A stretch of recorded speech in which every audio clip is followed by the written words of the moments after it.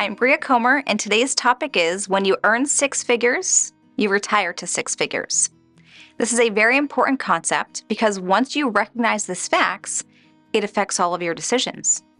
It affects investment decisions, it affects taxation decisions, and it affects your spending decisions. Let me give you an example. You have a husband and a wife, they're heading toward retirement, or an individual heading toward retirement, and they make $250,000 a year. And each year, there's $60,000 that gets put away into 401ks and to Roths. So they gross $250, they save $60 off the top, so at the end of the day, they live on $190 per year.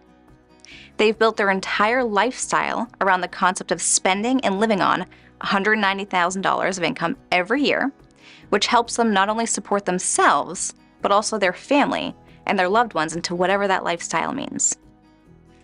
Our experience for a person who's doing retirement planning today is that we use that 190 as a starting point. You don't actually retire to a lower lifestyle.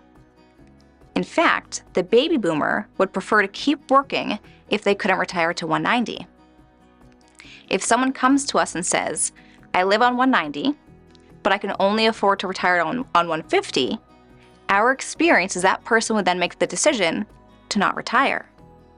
Once we agree to this concept, that if you live on 190 now, you're going to retire at 190 or higher, it impacts both our decision making and our whole spending paradigm. Another thing, and this is very important, is that we recognize tax brackets aren't going to change.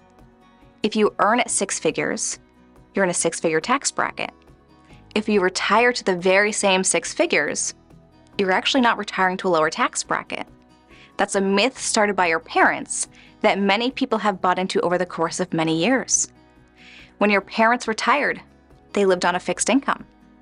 People had a rule that in retirement you live on 70%. That worked for their generation, but it doesn't work for today's retirees. Your generation wants it all. At AdviceOne, we have experienced this time and time again with our clients.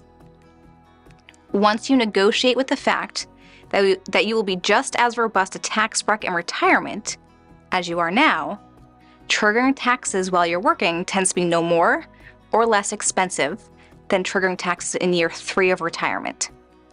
Therefore, you can't be afraid of doing Roth conversions. You can't be afraid of paying capital gains taxes on something.